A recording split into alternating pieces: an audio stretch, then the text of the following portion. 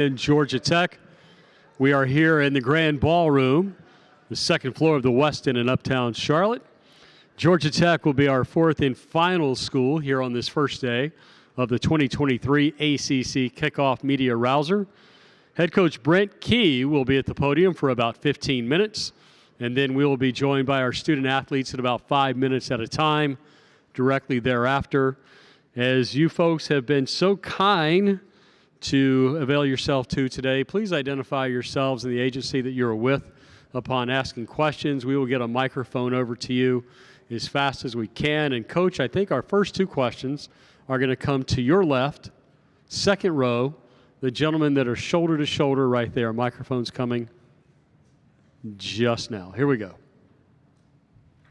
Coach, you took over mid-season last year, and now you've had kind of an off-season to kind of implement what you want. Can you tell us kind of the key areas that you wanted to improve on when you took over, and what kind of progress you've made in the off-season since then? Yeah, how long do we have right now? I mean, we've got a lot of things we've got to get better at. You talk about the continuation of last season, but I don't see it that way. I mean, every season's a new season. We've got new players, we've got new coaches. It's a new program. Do you have a little bit of insight and knowledge previously on the roster, and strengths and weaknesses and things to improve on? Yeah, but it's a constant evaluation of your roster. It's a constant evaluation of the staff. It's a constant evaluation of every part of the program that needs to improve. And I don't care if you win 15 games or lose 15 games in a year. There's always things to improve on, and that's my job. My job is to find those things, to focus on the small things, to focus on the details, and to focus on what makes a difference in winning and losing. So really from the top down, every part of the program is a constant state of working to get better. And improving starts with improving your staff, improving your roster, improving in the weight room, strength and conditioning, improving your fundamental play in football, improving every position across the board. I mean, there's only one way to go, and that's up. That's the way you have to trend. And our goal is to win games. That's on the field. That's our job. And people ask about expectations and how you feel like you're going to do and those things. And I mean, how am I going to sit here and say we're going to put a number count on the amount of wins we have? Well, now I'm conceding the other games. I don't feel that way. I don't operate that way. I don't want these guys to operate that way. Our job is to go out and do it as good as we can possibly do at all times. So, every part of the program, that being said, is working to improve. Stay right there for our second question, Coach, second row.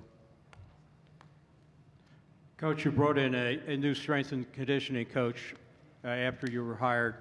How has the summer program gone, and how has that helped in the development of the team in preparation for the season? I feel like it's going well. I think probably better to ask these guys how they feel as far as their strength and conditioning and those things. But really, all these things, do we know now? We have a gut feeling, but really, we'll find out day 6 of preseason camp. We'll find out day 12. We'll find out in the fourth quarter of game 1, really how all that has improved and where we're at as far as our stamina and our toughness and our endurance and strength levels, and can we sustain those things? Coach, right side, follow the aisle down the middle and to the right. Richmond Times-Dispatch. Every assistant coach has things they would do differently if they were the head coach. Doesn't mean right or wrong, just your kind of take on things. Were there a few things in your mind that you kind of couldn't wait to implement once you really got full control of this program? Yeah, well, I mean, you say wait until you had full control. I mean, there's always things as an assistant coach that you're making notes on, good and bad, and I don't think there's something you say, I can't wait for that to happen. I mean, I work for Nick Saban, and there's things, of course, you do different than Nick would. I mean, no one can emulate one person. You have to be yourself, and you have to be true to who you are, number one, or these guys are going to see right through it. I mean, they're constantly looking for fractures and cracks and things, and you have to be true to who you are. You can't be somebody else. You have to be genuine, and that's what I want myself and the coaching staff to be all the time. And are there things you're going to emulate? Yeah. Are there things you're going to do different? Yeah. I hope every guy on our staff now is taking notes and preparing themselves to become a head coach one day, because that's what I want. I want a staff of people that grow, and I've been very fortunate to be around 2 head coaches in my career, in George O'Leary and Nick Saban, that promote growth on their staff and promote elevation of people within their staffs. And they were happy when people are able to move on and get those types of opportunities, and I want the same thing for our staff. You keep your sight line same place, Coach. Next question. Coach Joey Palermo, WQOU 90.9 The Light. What does it mean, first full season as tenure as head coach of Georgia Tech? What are you expecting, kind of your goals to be heading into the primetime game to open the season against Louisville? Expectations, I don't even know who the starting quarterback is. So it's hard to put expectations on what we talk about. My expectations, they go out every single day and do the best they possibly can to improve. That's our expectations. Our expectations is to go play clean football. Our expectation is to be disciplined. Our expectation is to be the toughest team on the field every week we play. Our expectation is the next week after we have a game on tape, they turn the film on and they say, damn, I don't want to play that team. All right? That's how I want our team to play. That's how I want us to cover kicks on special teams. That's how I want us to stop the run and run the football. That's my expectation. All right? I know who these guys are. I know they're tough. I know they're smart. All right? We got to show it on the field. We got to play collectively. We got to play together. All right? That's my expectations. If we do all those things, we put those things together, we'll have the outcomes that we want. Left side, Coach, second row, heading down towards the wall. Coach Jackson Caudill, allyellowjackets.com. Y'all have a lot of new faces in the wide receiver room, whether it's transfers, incoming freshmen. What are your expectations for that group, and how does the offense get more explosive this season? Another expectation question. Have we not said it? My expectations are not defined by wins and losses in production. My expectations are defined by our guys going out and playing as hard as they possibly can. So expectations are hard. They really are to say, because I don't live in that world. Because now you put expectations on these guys and say they don't get one. Now, are they a failure? These guys are going to graduate from Georgia Tech, man. No, they're not failures. Not at all. So undue expectations are different for me in the way I'm mentally, that I look at things. Now, to talk about the receivers. They're young. They're inexperienced. They're green now. They are. Do they have a chance to make a massive improvement because of some ability and skill sets that we've brought in? Yeah, I think so. But I don't know that. I mean, they've been running around and without pads on all summer. I mean, yeah, running 10-2 is great. I mean, that's world class. But put pads on, can you still do it? I don't know. I don't.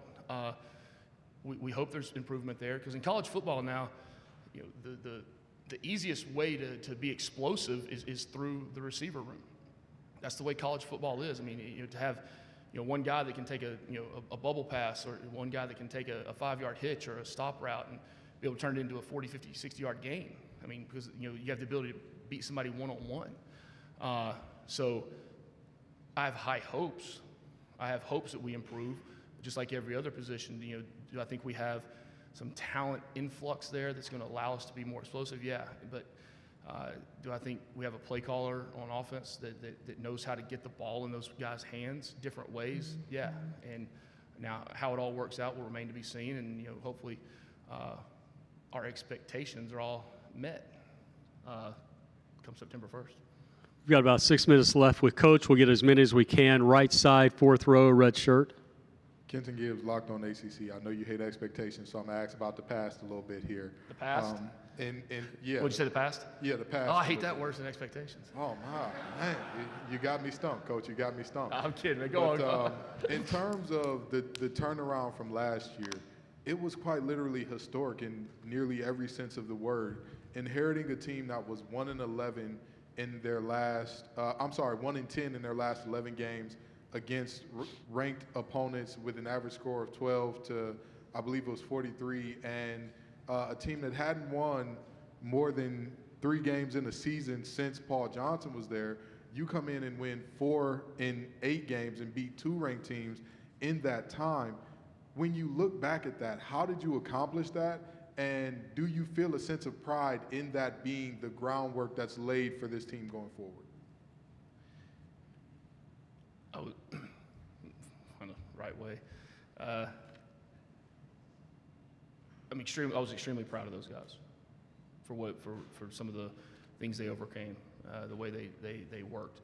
But there's not one of these guys right here, not one guy on our team that'll tell you that 4-4 is acceptable. I mean, let's be real. We finished 4-4. That's where we were. That's 500. That doesn't get you anything in this game nowadays. It really doesn't. That's why I'm saying we have a long way to go. We have a lot to improve on. All right. Was there momentum last year? Yeah, but it's a new staff. It's new people. But what I do know is that when I look in that team room and I sit in front of these guys and I look out and I know what they have beneath them, I know the grit that they have. I know they're smart. I know they're intelligent. I know they can do those things. It's our job as coaches, my job as the head coach, to continue to give them the tools to do that. How did it happen last year? We quit waiting on bad things to happen. We went out there starting to expect to win as opposed to waiting for something bad to happen to end up losing. Right? It's contagious. It's a growth. It's a disease that happens in winning grows in your locker room just like losing does. They're the same way. You talk about culture. That's what culture is. What are your expectations? What do they expect to do? I expect them to walk on the field every week and expect to win every game we play. Is that going to happen? Probably not. Look at the history of college football. It's hard. It's hard to win. But to expect to go on the field and be able to go and compete regardless of who you're going against, that's what they have to do. That's what we have to preach as coaches. That has to be our expectation as coaches. Right? I've seen coaches walk out on the field scared. How can you do that? You only get 12 opportunities to go on the field and play every year. 12. Fewer than any other sport that's played. Of all the work that takes place in football, you get 12 opportunities to go on the field. Why not go on the field expecting to be the absolute best you can be and compete and win every single game?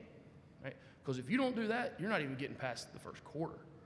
That's what they were doing last year. They bought in to the truth. They bought into having ownership in the team. We're still learning that every day. You talk about ownership. Right? If I told everybody in this room right now, you guys have all have ownership in what we're doing. All right? Well, with ownership comes now you're responsible. All right? Now you can't point and say it's his fault or it's his fault or it's that coach's fault. That's truly having ownership. Well, how do you continue to grow with it? Well, how do you hold people accountable? How do you hold people accountable when you have ownership in a program? Because we have 120 guys, and I truly believe I want every one of them to have a bit of ownership, just like the coaches and assistant coaches. Because now you have a well-oiled machine and everybody's working together for the same goal. Now there's no finger pointing. Now people aren't talking, oh, not my fault, not my play. You can't do that because you're all in it together. Coach, your last question will come from the left side, 6th row towards the wall. Hey, Coach, Brian Murphy, WRL. Have you studied the new clock rules? How much will you work them in camp, and how much of an impact do you think it's going to have on gameplay, both offensively and defensively? Yeah, we've studied it very in-depth. I'm probably the only crazy person at the beach. Everybody's reading John Grisham, and what my wife reads, that Daniel, I don't know what the books are. And I'm reading the new rules book. Like at the beach, I've got Diet Coke and water. I'm reading my rules book sitting at the beach. So yeah, it's I'm taking pictures of it and sending it to Buster and to Thacker and the new rules, those things. And we talk about it a lot. We talked about it a lot when we got back in yesterday. We had about an hour conversation on it. Yeah, it's important. Yeah, the rule it's there's not a lot of rule changes this year, but it could be a very pivotal rule change in how you use the clock. And clock management is so important. And now that line of demarcation, really at 2 minutes of when the clock stops and doesn't stop, and how to utilize that, you've got to work it in practice. And we have referees at every practice. We have down and distance. We have different situations, and we've got to work those. We've got to understand now, all right, when the clock continues to run, or if it doesn't, now it pauses on first downs. All those different scenarios. So when those quarterbacks go out there and they're leading the team, when you're in a 2-minute drive, or you're on defense and you're defending. Now, in those situations, that you've got, that not only do the coaches know, all right, but the players also have to be able to know and have repped it. Impact on the game. I see the studies and talk about 6 minutes, some of 6 minutes to 8 minutes off the game. I don't know. You really start digging into it and you say, well, maybe it could be a few more minutes. I've heard 5 to 7 plays on each team.